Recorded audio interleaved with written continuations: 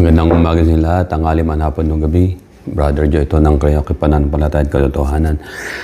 Itutuloy ko lang yung nauna kong pagbabahagi ng salita ng Panginoon patungkol sa ang Diyos ay merong anak, bugtong na anak na tinatawag po sa Bagong Tipan. At napatunayan ho natin na ang mga propeta ay binanggit din ho yun. At yung Son of Man din na nakita rin ni Daniel na nanggaling doon sa tinatawag na triune God, na anyo ng Diyos, actually sa liwanag. Tandaan niyo, merong iisang Diyos.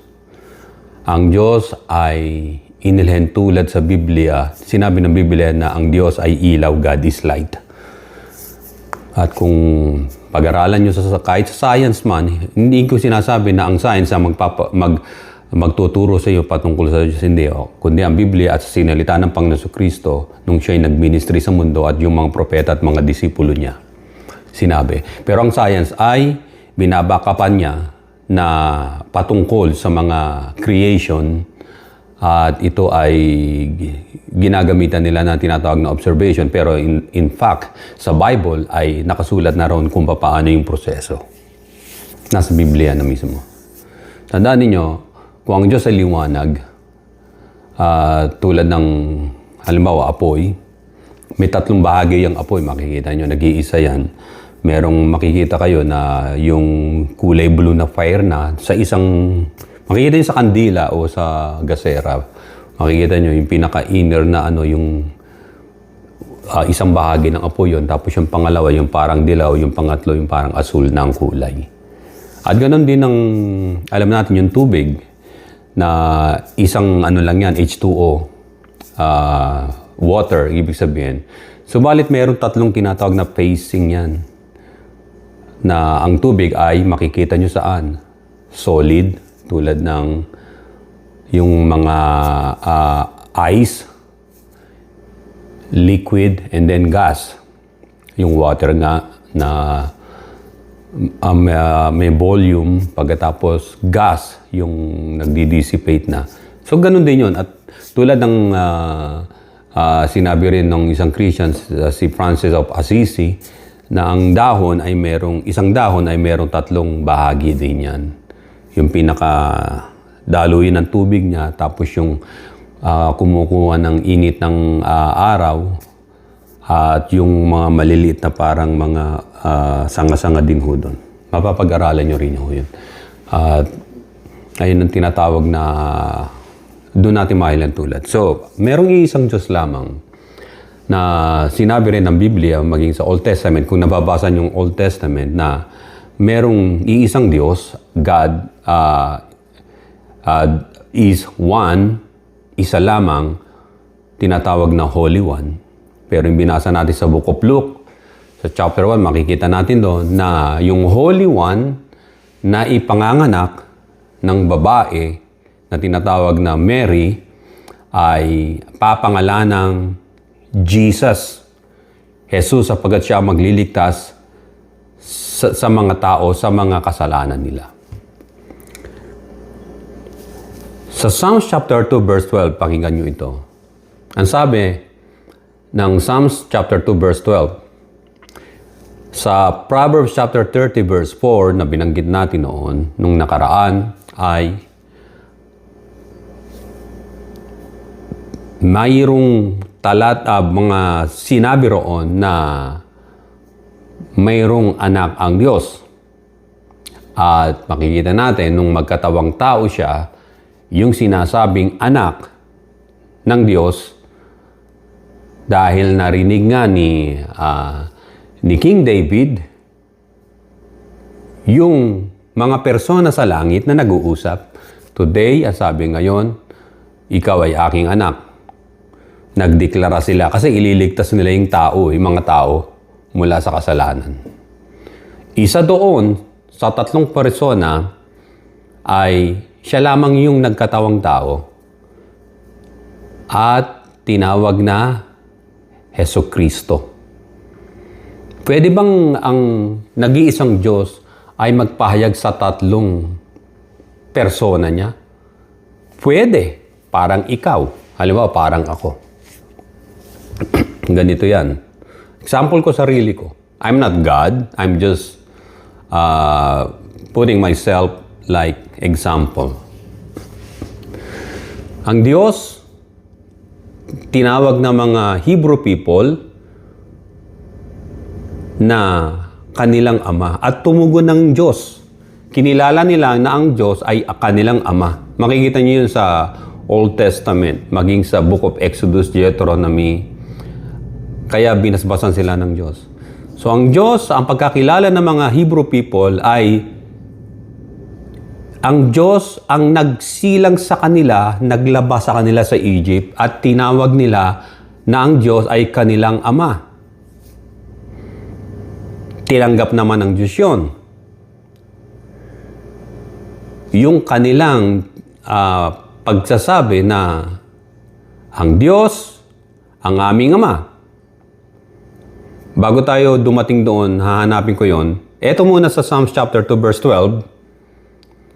Ang sabi rito, kiss the Son, lest he be angry, and you perish in the way when his wrath is kindled but a little. Blessed are all those who put their trust in Him. Pag sinabing kiss the Son, worship and respect the Son. Hindi pa bumababa ang Panginoon Kristo rito sa lupa, around 4 BC, ay sinabi na ni King David, 1,000 years ang mahigit ang gap. Kiss the Son. Respect the Son, worship the Son, lest He be angry. Capital S ang ginamit na Son, at capital H sa He ang ginamit. And you perish in the way when His wrath is kindled a little. Blessed are all those who put their trust in Him. Capital H. Ang binabanggit doon, sa Proverbs chapter 30 verse 4 at sa Psalms chapter 2 verse 12, ang Diyos ay mayroong anak. Dahil, nung marinig ni David na sinabi na, tingnan natin sinabi ni King David, ni David na yun, the Lord said,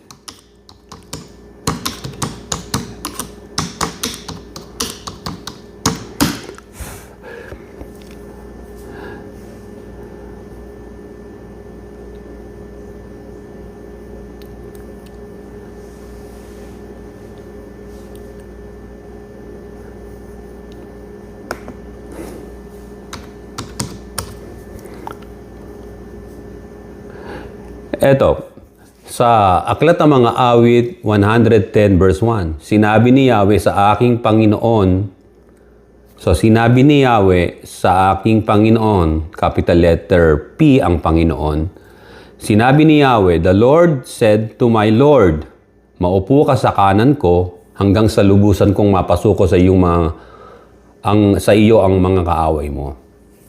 The Lord,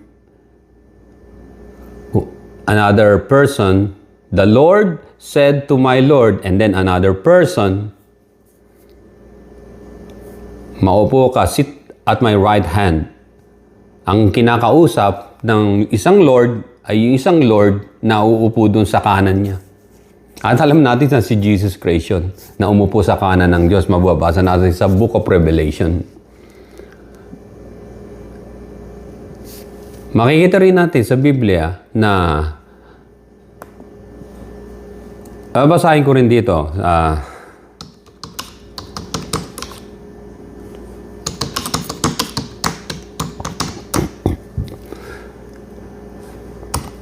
Ito, yung binasa natin kanina, na narinig ni King David, yung Lord na si Yahweh, yung God, the Lord said to my Lord, sit at my right hand. Yung dalawang persona yung nag-usap, di ba? Dalawang persona na iisang Diyos sa isang katayuan bilang iisang Diyos. Ano naman ang Espiritu Santo? Kung yung dalawang persona doon ay narinig ni King David na tinawag sa bawat isa na Lord, Because there is only one God, tandaan ninyo, pero tinawag na Lord yung isa na kumausap doon sa isang persona na tinawag niyang Lord. The Lord said to my Lord. So, yung Lord, may tinawag pa siyang isang Lord. Nagtawagan silang Lord. Iisa yon. Nangangahulugan ba na kinakausap ng Diyos ang kanyang sarili? Hindi. Tingnan nyo sa 2 Corinthians chapter 3 verse 17. Ang Panginoong binabanggit dito ay ang Espiritu. Tingnan natin sa English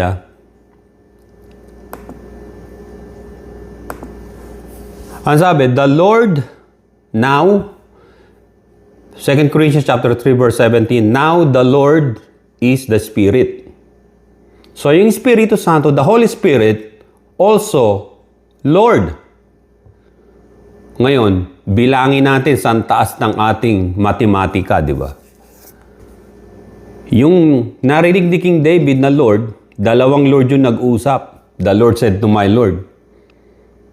Plus, 2 Corinthians chapter 3 verse 17, now the Lord is the Spirit. 3 Lord. 3 Lords. 1 Lord, the Father. 2nd Lord, the Son. And 3rd Lord, the Holy Spirit. How many Lord? Maaaring ang sagot ninyo, 3. Pero hindi. Only 1 Lord. Tandaan ninyo, sinabi sa Biblia na maraming nakakalat sa Old Testament na ang Diyos ay Holy One of Israel. Holy One, nag-iisang banal. Holy One. Subalit sa isang Holy One ay merong 3 persona doon na merong kanya-kanya silang distinction ng kanilang paggawa. Inuulit ko, hindi kinakausap ng Diyos ang kanyang sarili. Ang kausap ng Diyos ay yung salita na siyang Lord sa katangian at katayuan. At yung Espiritu Santo naman na animoy hangin o breath, air o wind, ruwak, ay tinatawag na Lord. How many Lord? Maaaring sasabihin nyo, 3. Let's say 3. Pero yung 3 ito na Lord ay 3 persona na iisang Diyos.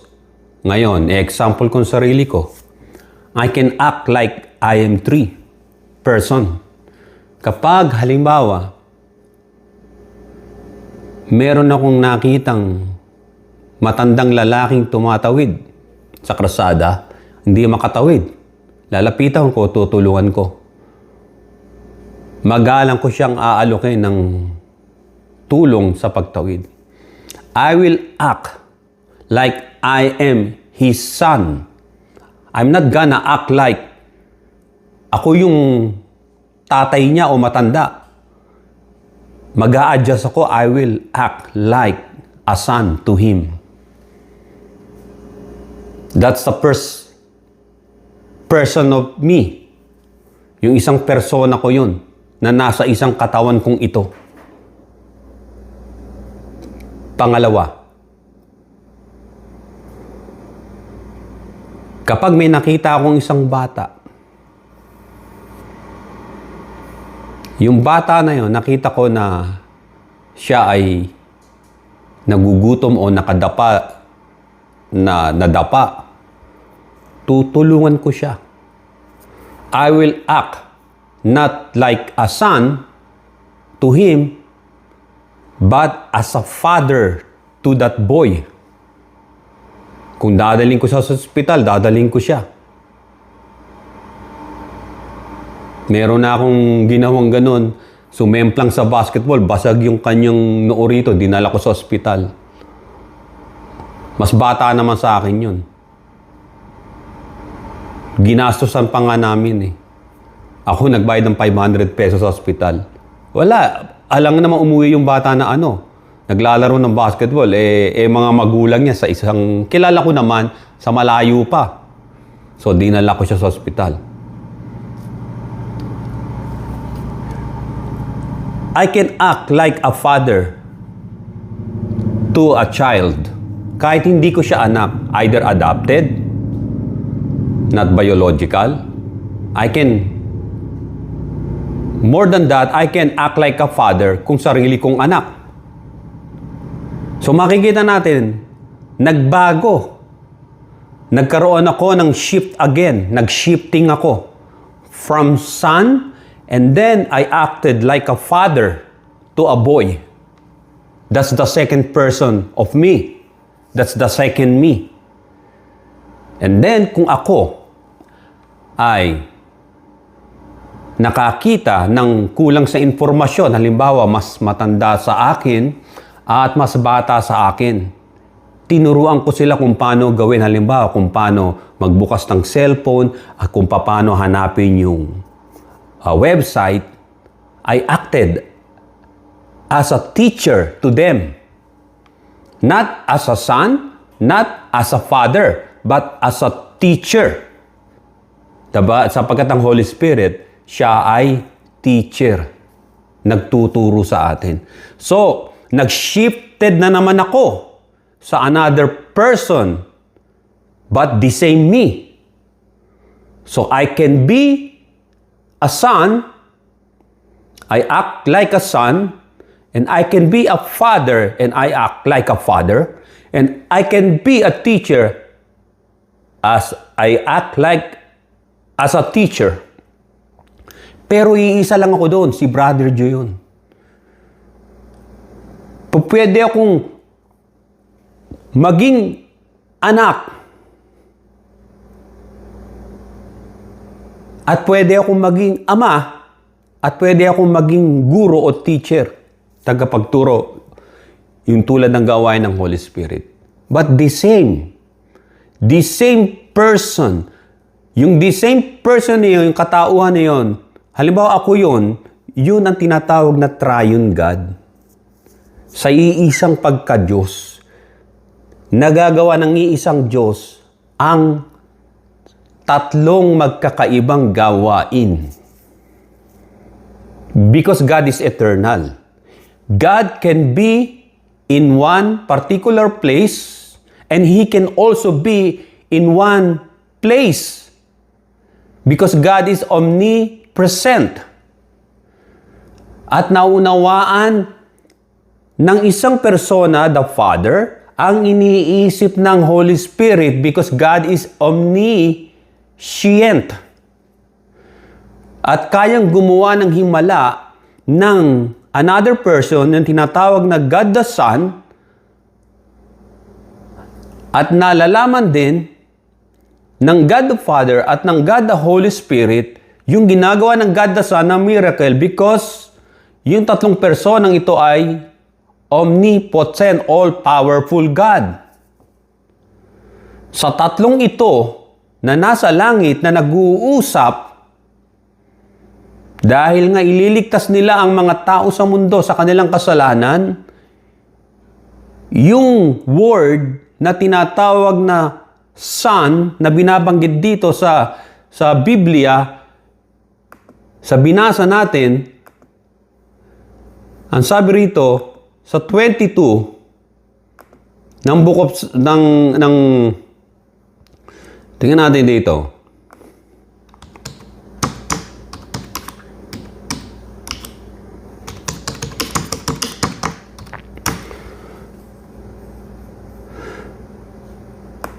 Eto, sabi rito, Tagalogin ko muna ho.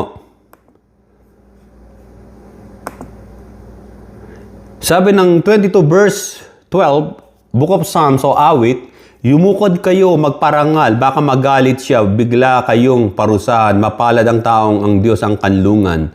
Sa New King James Version, verse 12, kiss the Son, respect the Son, worship the Son, kiss the Son, halikan ninyo ang anak, capital S Son, lest He be angry and you perish in the way, when His wrath is kindled, but a little blessed are all those who put their trust in Him. Ang nagsasalita ay ang God the Father, the first person of the Holy Trinity, the Triune God, sabi, kiss the Son, he is referring to the second person of the Holy Trinity, the Word, which is Christ Himself, sapagkat yung second person ang bababa,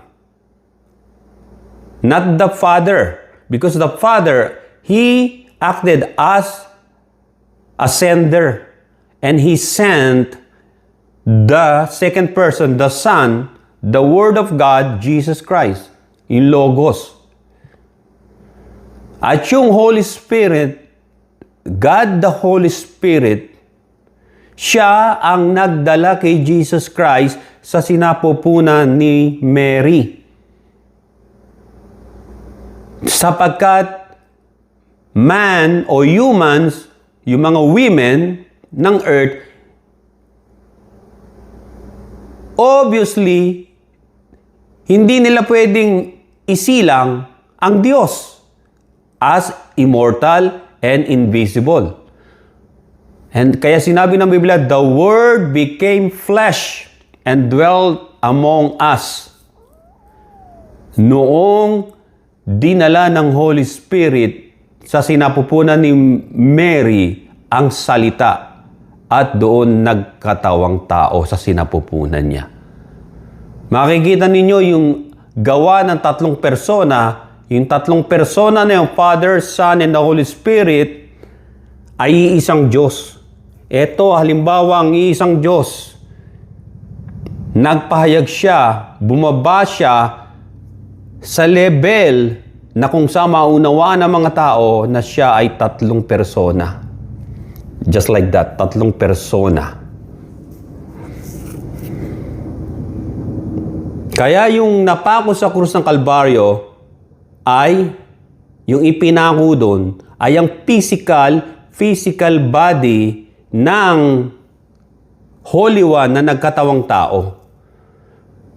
Hindi yung divine o divine Christ ang ipinako because they cannot crucify God because God is Spirit.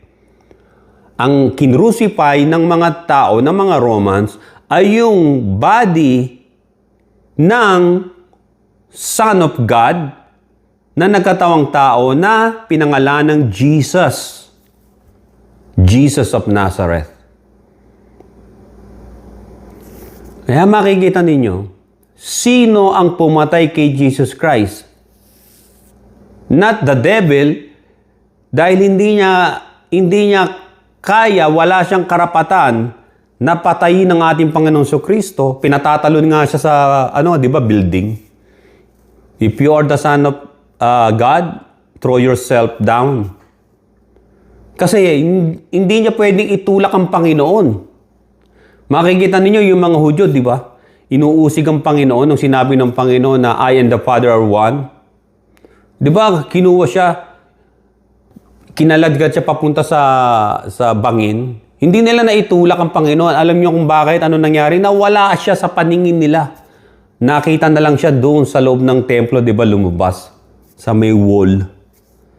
Makikita ninyo na ang Panginoon Kristo, hindi niya hinayaan ang kanyang sarili ay mapatay ng mga makasalanan. Ipapako ang kanyang katawan ng mga makasalanan. Sabi, huhulihin siya, hahagupitin, papahirapan, bubuhatin niya yung cross. Pero sa usaping mamamatay, hindi siya napatay ni Satanas at hindi si Satanas ang pumatay sa Panginoon at hindi mga Hudyo at mga Romanong sundalo. Kusang namatay ang Panginoon, ibinigay niya ang kanyang buhay sa Calvary. Makikita ninyo? Siya ang naunang namatay kaysa sa dalawang magnanakaw na nasa left and right niya. At binali na lang yung hita, binti ng maso ng mga Roman soldier kasi magdidilim na, lulubog na yung araw, Sabbath day na. Kinabukasan ba dapat mamamatay yung mga ipinako sa krus? Tandaan ninyo. Aabutin namang hanggang 16 hours Pero ang Panginoon, from 9 a.m. to 3 o'clock, dun siya namatay. Ibig sabihin, ibinigay niya ang kanyang buhay para tubusin tayo sa kasalanan. At nagkalat ang mga talata niyan sa bagong tipan, maging ang propesiya sa mga lumang tipan. Ang Diyos ay may anak. Kailan sila nagtawagan na you are my son? Today I have begotten you or become your father. Nung marinig ni King David, nung marinig niya,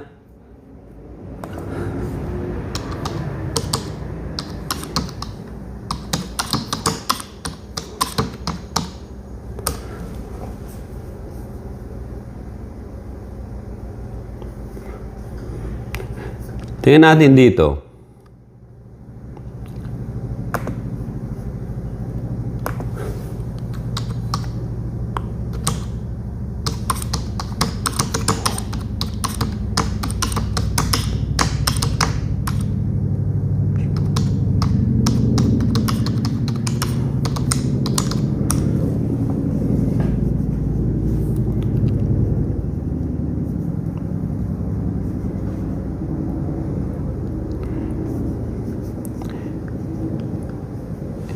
I-adjust ko lang ho itong aking Bible dito from Tagalog. Lagay ko sa New King James Version sapagkat hindi niya naintindihan yung tinatype ko na English na word.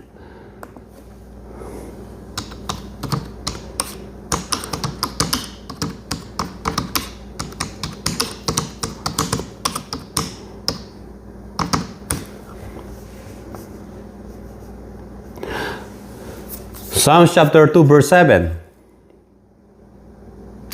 I will declare the decree. The Lord has said to me, you are my son. Today I have begotten you.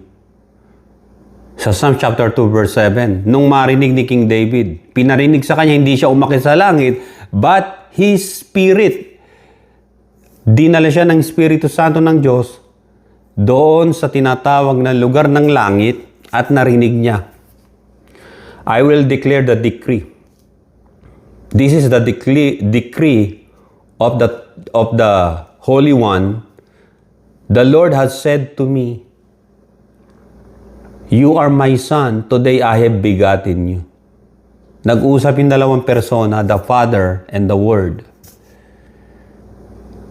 The Lord, the Father said to me, to the Son, you are my son. Nagtawagan na sila, yung parehong Lord, nagtawagan na Father and then Son. You are my son. Today, I have begotten you. Sa araw na ito, ipinanganak na kita. Naging anak kita. Kaya si Jesus Christ, John 3:16, begotten Son of God, di ba? Kaya dito sa Psalms chapter 2, verse 7 yun. Kasi oras na para bumaba ang second person of the Trinity para iligtas niya ang mga tao sa kanilang kasalanan. Kaya pinarinig kay King David, nag-uusap yung dalawa. Nakakapangilabot yung gano'n. Halimbawa, dinala kayo sa pangitain sa kalangitan. Nakita niya ang luwalhati ng langit at narinig niya ang usapan sapagkat no one will see the Lord. Tandaan ninyo. Narinig niyang usapan nang sabi, I will declare the decree, the Lord has said to me, you are my son, today I have begotten you. Doon na nagkaroon ng tinatawag na ang dalawang personang ito ay nagdeklara na ang isa sa kanila ay bababa na sa earth o sa lupa. Makikita ninyo kahit kay Abraham, nung binisita siya ng Lord, dahil gugunawin ng Lord yung Sodom at Gomorrah, nakipag-usap siya sa Lord. Kung merong 50 matutuwid, gugunawin mo yung Sodom at Gomorrah? Hindi, sabi ng Lord. Ay kung merong 40, gugunawin mo ba? Hindi rin. 30, hindi rin.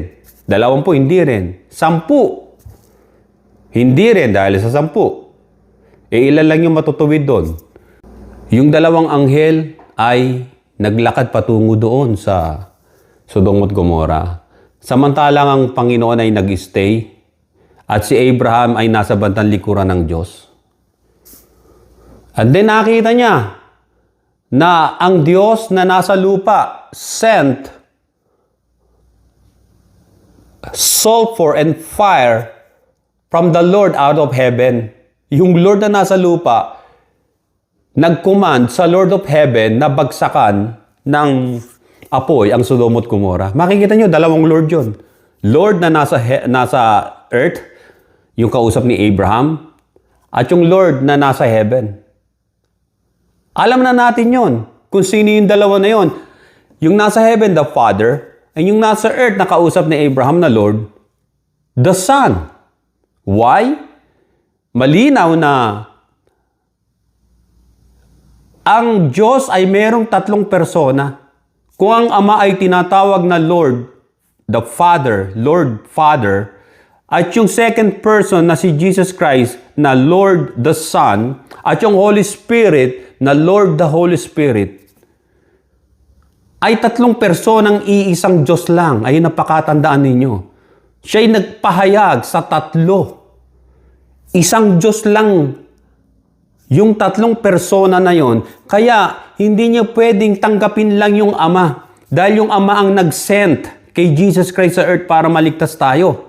At yung Holy Spirit naman ang nagtatatak ng tinatawag na eternal salvation sa atin. Kaya ang isang tao maliligtas siya kapag ginawa niyang tagapagligtas si Jesus Christ, hindi yung God the Father at hindi yung God the Holy Spirit. Ang gawain ng Holy Spirit ay hindi para maglinis ng kasalanan mo. Yung dugo ni Kristo ang maglilinis ng kasalanan mo. At ang Holy Spirit ang magtatatak sa iyo na ikay inaring ganap na ng Panginoon. At ang Diyos Ama, ang siya naglalapit ng mga tao sa anak. Ang Diyos Ama ang nagdadala ng mga makasalanan para iligtas na nakatalaga na sa kaligtasan. Ang Diyos Ama, ang gawain niya ay dalhin ang mga tao kay Jesus Christ. Ang gawain ni Jesus Christ ay iligtas nila sila dahil nanampalataya sila sa pangalan ng Panginoon. At ang Holy Spirit ngayon, ang siyang magtatatak, sealed of approval, sealed na ikaw ay pag-aari na ng Panginoon at ang Holy Spirit ngayon ang magtuturo sa iyo. Hindi ang Holy Spirit ang napako sa krus, tandaan ninyo. Ang Holy Spirit ang tagapagturo. Pinapaalam sa inyo ang mga deep things about the mystery of God. Kaya makikita natin na sabi rito,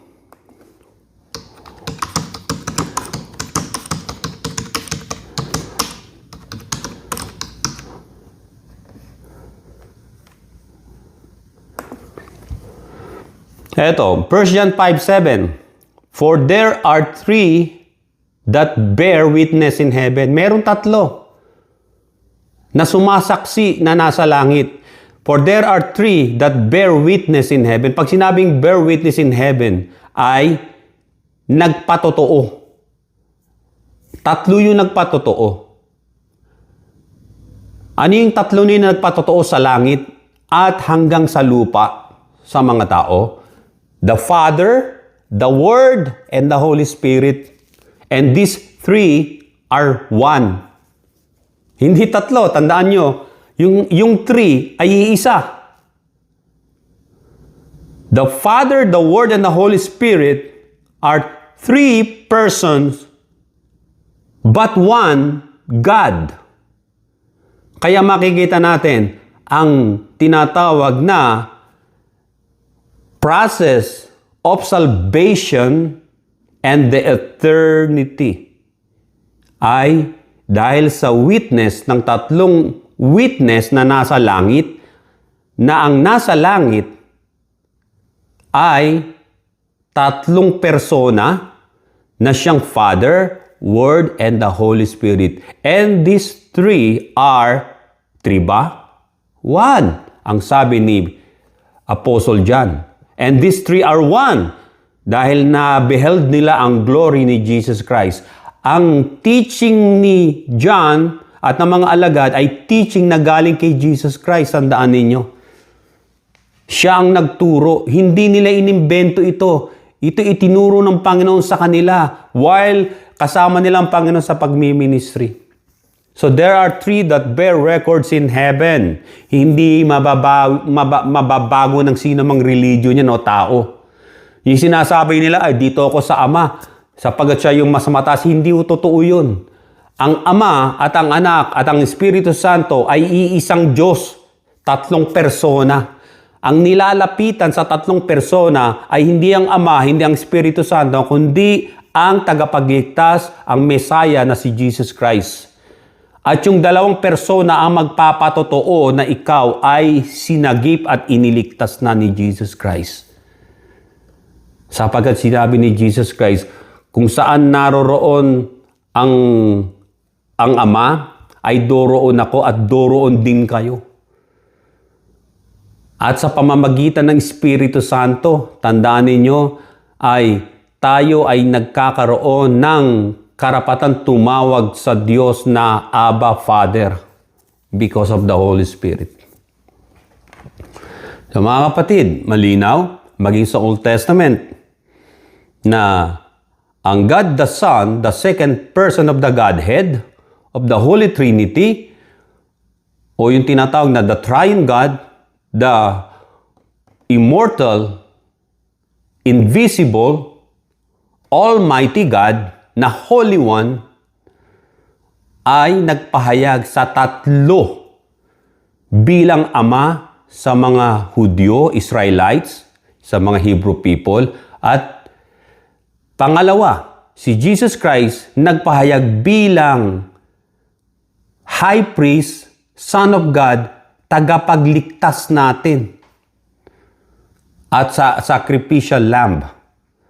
At ang Holy Spirit ay nagpahayag bilang teacher natin, bilang siya na magpapaunawa sa atin, magsasanctify sa atin sa lahat ng kasalanan. At ang Holy Spirit ang ating tinatawag na tutor o gabay sa ating buhay na paglakad bilang mananampalatay ni Jesus Christ. Kaya sabi ni Jesus Christ, lahat ng kasalanan na sinabi natin sa Kanya ay mapapatawad. Subalit ang lumapastangan sa Holy Spirit ay wala ng kapatawaran. Maging sa darating na panahon. Alam niyo kung bakit? Siya ang huling kapahayagan ng Triune God na nag-iisang Diyos. Wala nang paraan para ikaw ay maligtas. Kung tinanggihan mong Espiritu Santo ng Diyos at inalimura mo, ay inaalimura mo maging ang anak at ang ama na siyang pinagmulan ng kaligtasan, buhay na walang hanggan, at ng tinatawag na kabanalan na nagmumula sa Diyos. The Father, the Son, and the Holy Spirit are 3 persons, but one God. Ang aking Panginoon, pag sinabi kong Panginoon, yung mataas na antas ng kanyang tunay na kalagayan bilang Diyos, yun ang aking Panginoon. Nakapaloob doon sa ang aking Panginoon at Diyos ay ang Diyos Ama ng Panginoon Jesucristo, ang Panginoong Jesucristo as God the Son at ang Holy Spirit. Ngayon, sa bawat tinatawag na gawain ng 3 personang ito, ay nagkakaisa sila at nagkakasundo sila sa bawat isa dahil Version 5:7, for there are 3 that bear witness in heaven. Nagpatotoo sila sa bawat isa na si Jesus Christ ang daan, katotohanan at ang buhay. Na siyang nagpahayag sa sanlibutan mula sa langit. At kapag kinuha na tayo ng Panginoon, wala na tayong tanong sapagkat makikita natin na yung 3 persona na yun ay babalik sa orihinal at tunay na kalagayan bilang Almighty God na sumasa lahat. at hindi natatawaging God the Father, God the Son, and God the Holy Spirit kapag natapos na ang lahat ng bagay sa sanglibutan at sangkalangitan na kanilang ginawang mission na naisulat sa Biblia. Makikita natin, there is only one God. At yung Diyos na siyang liwanag, sa liwanag na yun, makikita natin sa Revelation na ang Diyos ay liwanag. At sa loob ng liwanag na yun, nandun yung tatlong persona na nagpakilalang God the Father, God the Son, and God the Holy Spirit, pero iisa sila. Marami pong salamat. Muli, Brother Joe, ito ng Creoke Pananampalataya at Katotohanan. To God be the glory in Jesus' name, and everybody say Amen. Magandang umaga sa lahat, tanghali man, hapon ng gabi. Brother Joe, ito ng Creoke Pananampalataya at Katotohanan.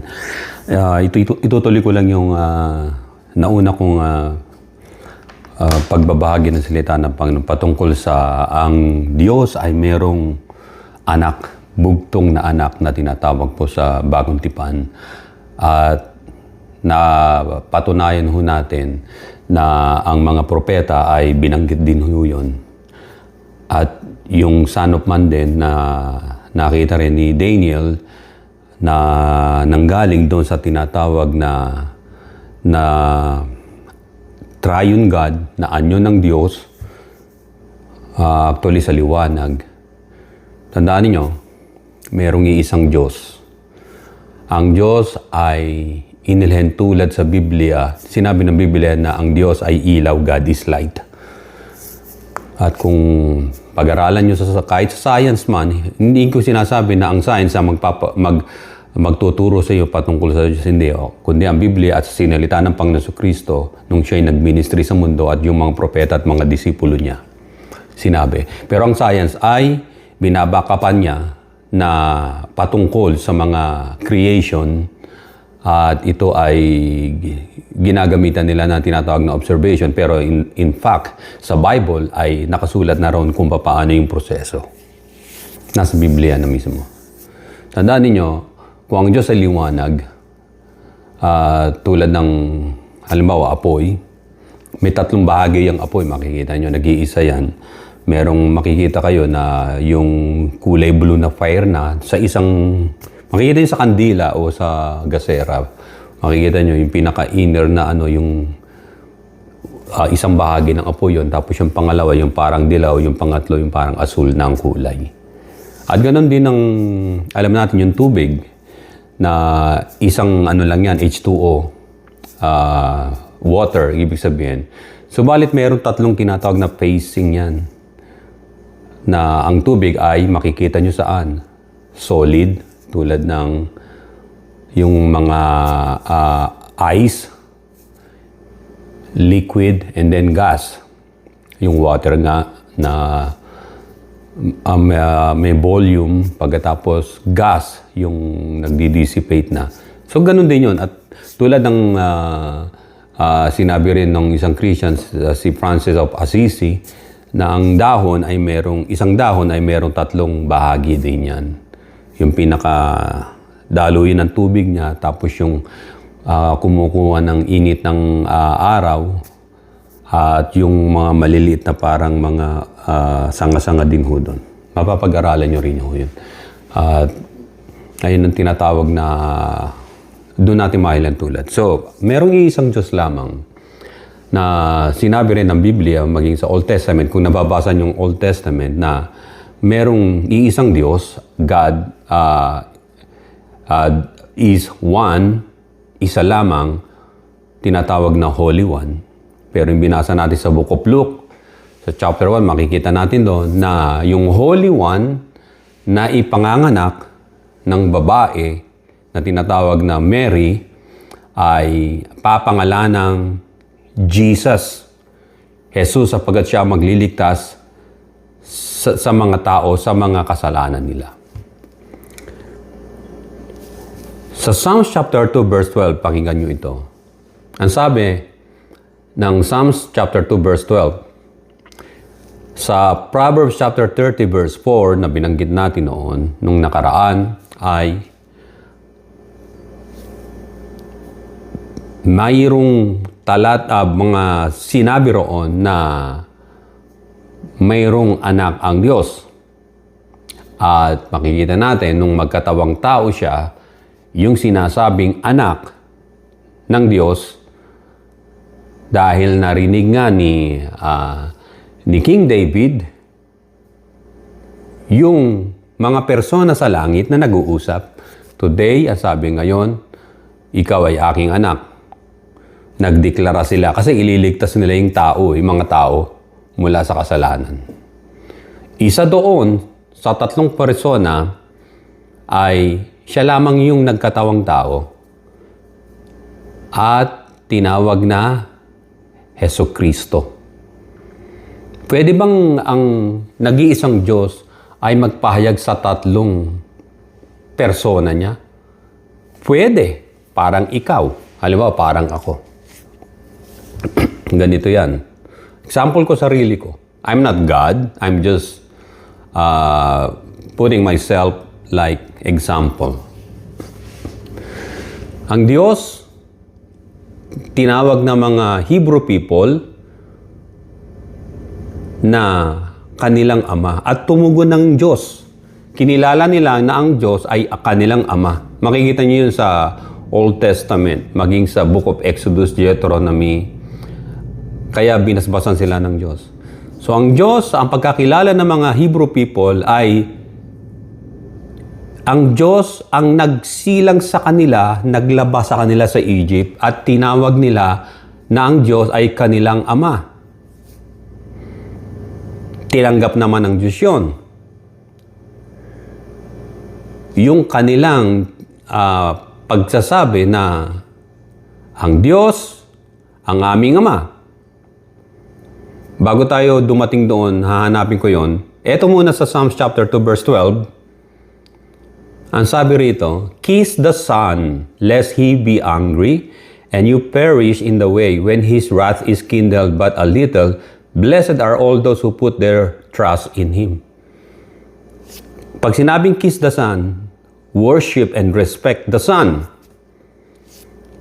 Hindi pa bumababa ang Panginoon Kristo rito sa lupa, around 4 BC, ay sinabi na ni King David, 1,000 years ang mahigit ang gap.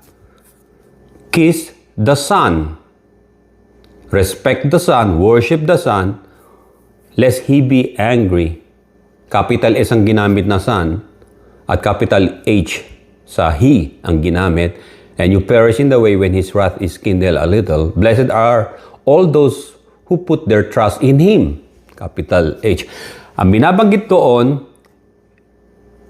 sa Proverbs chapter 30 verse 4 at sa Psalms chapter 2 verse 12, ang Diyos ay mayroong anak. Dahil, nung marinig ni David na sinabi na, tingnan natin sinabi ni King David, ni David na yun, the Lord said,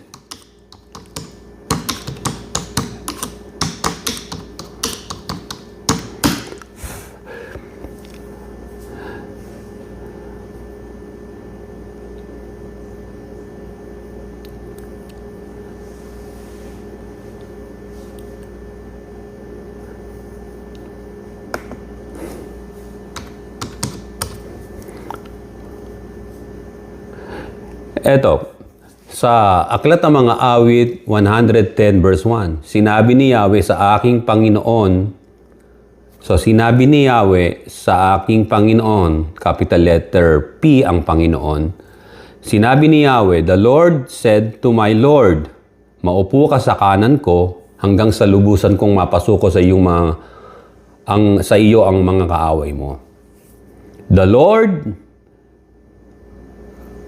another person, the Lord said to my Lord, and then another person, maupo ka, sit at my right hand. Ang kinakausap ng isang Lord ay yung isang Lord na uupo dun sa kanan niya. At alam natin na si Jesus Christ yun, na umupo sa kanan ng Diyos. Mababasa natin sa Book of Revelation. Makikita rin natin sa Biblia na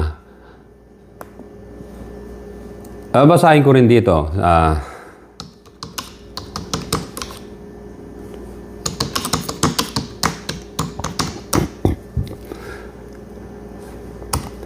Ito, yung binasa natin kanina, na narinig ni King David, yung Lord, na si Yahweh, yung God, the Lord said to my Lord, sit at my right hand. Dalawang persona yung nag-usap, di ba? Dalawang persona na iisang Diyos sa isang katayuan bilang iisang Diyos. Ano naman ang Espiritu Santo? Kung yung dalawang persona doon ay narinig ni King David na tinawag sa bawat isa na Lord. Because there is only one God, tandaan niyo, pero tinawag na Lord yung isa na kumausap doon sa isang persona na tinawag niyang Lord. The Lord said to my Lord. So, yung Lord, may tinawag pa siyang isang Lord. Nagtawagan silang Lord. Iisa yon. Nangangahulugan ba na kinakausap ng Diyos ang kanyang sarili? Hindi. Tingnan nyo sa 2 Corinthians chapter 3 verse 17. Ang Panginoong binabanggit dito ay ang Espiritu. Tingnan sa English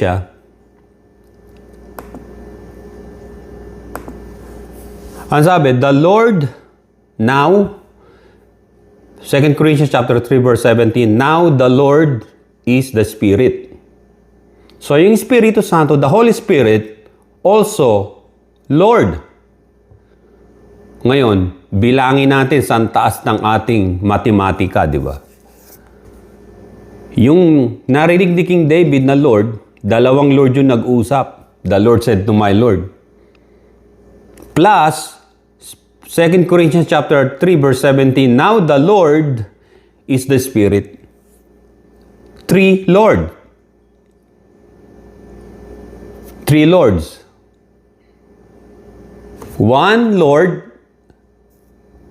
the Father, 2nd Lord, the Son, and 3rd Lord, the Holy Spirit. How many Lord? Maaaring ang sagot ninyo, 3. Pero hindi.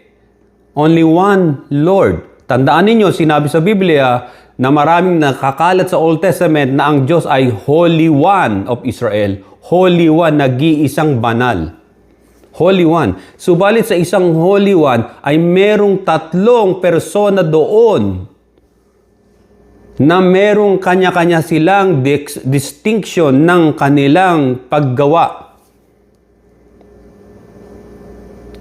Inuulit ko, hindi kinakausap ng Diyos ang kanyang sarili.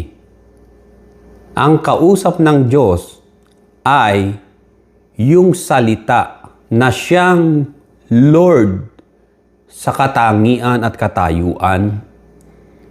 At yung Espiritu Santo naman na animoy hangin o breath, air o wind, ruwak, ay tinatawag na Lord. How many Lord? Maaaring sasabihin nyo, 3. Let's say 3. Pero yung 3 ito na Lord ay 3 persona na iisang Diyos. Ngayon, example kong sarili ko. I can act like I am 3 person. Kapag halimbawa, meron akong nakitang matandang lalaking tumatawid sa krasada, hindi makatawid. Lalapitan ko, tutulungan ko. Magalang ko siyang aalokin ng tulong sa pagtawid. I will act like I am His son. I'm not gonna act like ako yung tatay niya o matanda. Mag-a-adjust ako, I will act like a son to Him. That's the first person of me. Yung isang persona ko yun na nasa isang katawan kong ito. Pangalawa, Kapag may nakita akong isang bata, yung bata na yon, nakita ko na siya ay nagugutom o nakadapa, nadapa, tutulungan ko siya. I will act not like a son to him, but as a father to that boy. Kung dadaling ko siya sa ospital, dadaling ko siya. Meron na akong ginawang ganun. Sumemplang sa basketball, basag yung kanyang noo rito, dinala ko sa ospital. Mas bata naman sa akin yun. Ginastosan pa nga namin eh. Ako nagbayad ng 500 pesos sa ospital. Wala. Alang naman umuwi yung bata na naglalaro ng basketball, mga magulang niya sa isang, kilala ko naman, sa malayo pa. So, dinala ko siya sa ospital. I can act like a father to a child. Kahit hindi ko siya anak, either adopted, not biological. More than that, I can act like a father kung sarili kong anak. So makikita natin, nagbago. Nagkaroon ako ng shift again. Nag-shifting ako. From son, and then I acted like a father to a boy. That's the second person of me. That's the second me. And then, kung ako ay nakakita ng kulang sa informasyon, halimbawa, mas matanda sa akin, at mas bata sa akin. Tinuruan ko sila kung paano gawin. Halimbawa, kung paano magbukas ng cellphone at kung paano hanapin yung website. I acted as a teacher to them. Not as a son, not as a father, but as a teacher. Diba? Sapagkat ang Holy Spirit, siya ay teacher. Nagtuturo sa atin. So, nag-shifted na naman ako sa another person, but the same me. So I can be a son, I act like a son, and I can be a father, and I act like a father, and I can be a teacher as I act like as a teacher. Pero iisa lang ako doon, si Brother Joe yun. Pwede akong maging anak at pwede akong maging ama at pwede akong maging guro o teacher, tagapagturo, yung tulad ng gawain ng Holy Spirit. But the same person, yung na yun, yung katauhan na yun, halimbawa ako yun ang tinatawag na triune God. Sa iisang pagka-Diyos, nagagawa ng iisang Diyos ang tatlong magkakaibang gawain. Because God is eternal. God can be in one particular place and He can also be in one place. Because God is omnipresent. At naunawaan ng isang persona, the Father, ang iniisip ng Holy Spirit because God is omniscient. At kayang gumawa ng himala ng another person yung tinatawag na God the Son at nalalaman din ng God the Father at ng God the Holy Spirit yung ginagawa ng God the Son na miracle because yung tatlong personang ito ay omnipotent, all-powerful God. Sa tatlong ito na nasa langit na nag-uusap dahil nga ililigtas nila ang mga tao sa mundo sa kanilang kasalanan, yung word na tinatawag na Son na binabanggit dito sa Biblia, sa binasa natin, ang sabi rito, sa 22 ng book of Tingnan natin dito.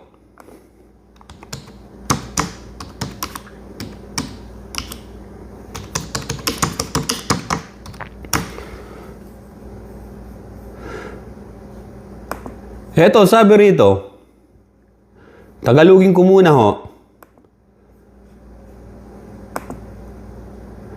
Sabi ng 22 verse 12, Book of Psalms o awit, yumukod kayo, magparangal, baka magalit siya, bigla kayong parusahan, mapalad ang taong ang Diyos ang kanlungan. Sa New King James Version, verse 12, kiss the Son, respect the Son, worship the Son, kiss the Son, halikan ninyo ang anak, capital S, Son, lest he be angry and you perish in the way, when his wrath is kindled, but a little, blessed are all those who put their trust in him. Ang nagsasalita ay ang God the Father, the first person of the Holy Trinity, the Triune God.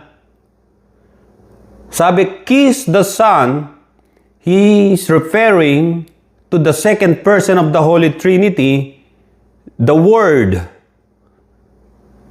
which is Christ Himself. Sapagkat yung second person ang bababa, not the Father.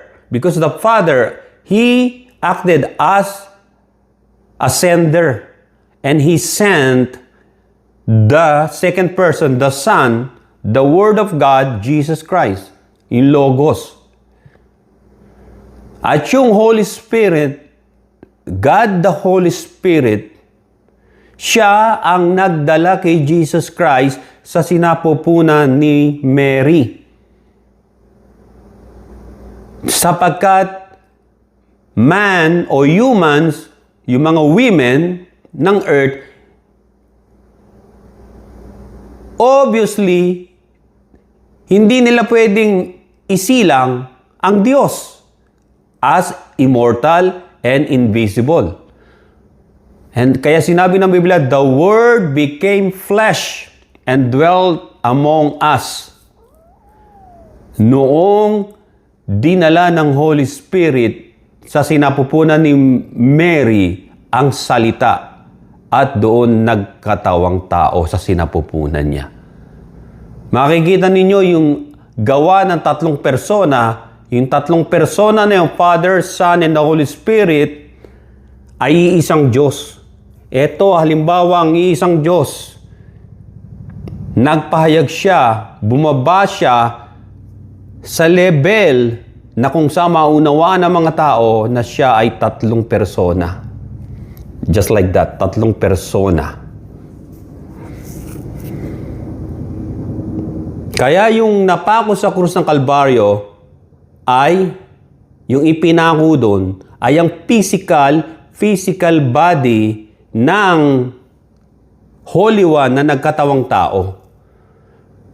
Hindi yung divine o divine Christ ang ipinako because they cannot crucify God because God is Spirit. Ang kinrucify ng mga tao, ng mga Romans, ay yung body ng Son of God na nagkatawang tao na pinangalan ng Jesus. Jesus of Nazareth. Kaya makikita ninyo, sino ang pumatay kay Jesus Christ? Not the devil, dahil hindi niya kaya, wala siyang karapatan na patayin ng ating Panginoong Kristo. Pinatatalon nga siya sa, building. If you are the Son of God, throw yourself down. Kasi hindi niya pwedeng itulak ang Panginoon. Makikita ninyo yung mga Hudyo, di ba? Inuusig ang Panginoon nung sinabi ng Panginoon na I and the Father are one. Di ba? Kinuha siya, kinaladkad siya papunta sa bangin. Hindi nila naitulak ang Panginoon. Alam niyo kung bakit? Ano nangyari? Nawala siya sa paningin nila. Nakita na lang siya doon sa loob ng templo, di ba? Lumabas sa may wall. Makikita ninyo na Ang Panginoon Kristo, hindi niya hinayaan ang kanyang sarili ay mapatay ng mga makasalanan. Ipapako ang kanyang katawan ng mga makasalanan. Sabi, huhulihin siya, hahagupitin, papahirapan, bubuhatin niya yung cross. Pero sa usaping mamamatay, hindi siya napatay ni Satanas at hindi si Satanas ang pumatay sa Panginoon at hindi mga Hudyo at mga Romanong sundalo. Kusang namatay ang Panginoon, ibinigay niya ang kanyang buhay sa Calvary. Makikita ninyo?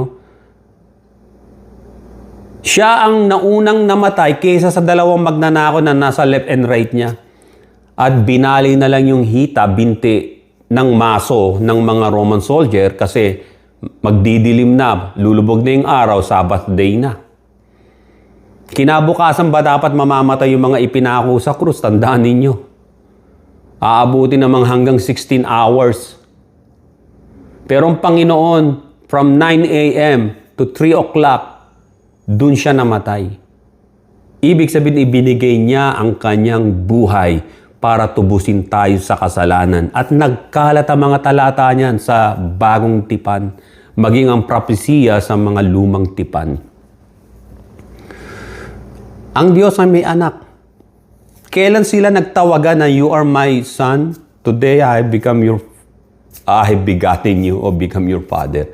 Nung marinig ni King David. Nung marinig niya,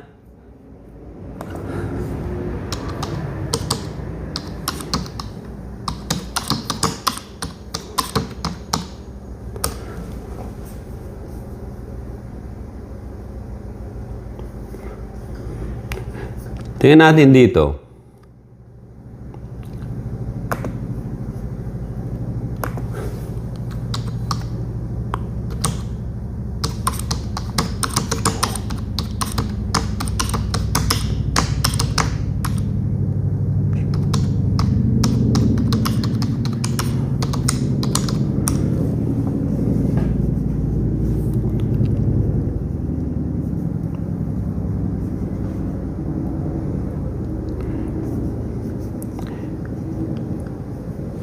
I-adjust ko lang itong aking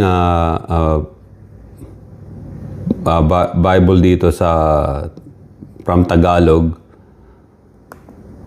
Lagay ko sa New King James Version sapagkat hindi niya naintindihan yung tinatype ko na English na word.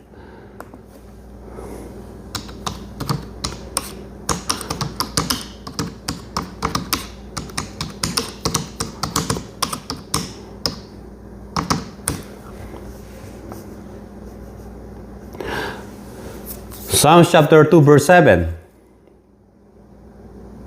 I will declare the decree. The Lord has said to me, "You are my son. Today I have begotten you." Sa Psalms chapter 2 verse 7, nung marinig ni King David, pinarinig sa kanya, hindi siya umakyat sa langit, but his spirit, dinala siya ng Espiritu Santo ng Diyos doon sa tinatawag na lugar ng langit at narinig niya. I will declare the decree. This is the decree of the Holy One. The Lord has said to me, "You are my son, today I have begotten you." Nag-usap yung dalawang persona, the Father and the Word. The Lord, the Father, said to me, to the Son, "You are my son." Nagtawagan na sila, yung parehong Lord, nagtawagan na Father and then Son. "You are my son. Today, I have begotten you." Sa araw na ito, ipinanganak na kita. Naging anak kita. Kaya si Jesus Christ, John 3:16, begotten Son of God, di ba? Kaya dito sa Psalms chapter 2, verse 7 yun. Kasi oras na para bumaba ang second person of the Trinity para iligtas niya ang mga tao sa kanilang kasalanan. Kaya pinarinig kay King David, nag-uusap yung dalawa. Nakakapangilabot yung gano'n. Halimbawa, dinala kayo sa pangitain sa kalangitan. Nakita niya ang luwalhati ng langit at narinig niya ang usapan sapagkat no one will see the Lord. Tandaan ninyo. Narinig niya ang usapan nang sabi, I will declare the decree, the Lord has said to me, you are my son, today I have begotten you. Doon na nagkaroon ng tinatawag na ang dalawang personang ito ay nagdeklara na ang isa sa kanila ay bababa na sa earth o sa lupa. Makikita ninyo kahit kay Abraham, nung binisita siya ng Lord, dahil gugunawin ng Lord yung Sodom at Gomorrah, nakipag-usap siya sa Lord. Kung merong 50 matutuwid, gugunawin ba yung Sodom at Gomorrah? Hindi, sabi ng Lord. Ay kung merong 40, gugunawin mo ba? Hindi rin. 30, hindi rin. 20, hindi rin. 10, hindi rin dahil sa 10. Ilan lang yung matutuwid doon?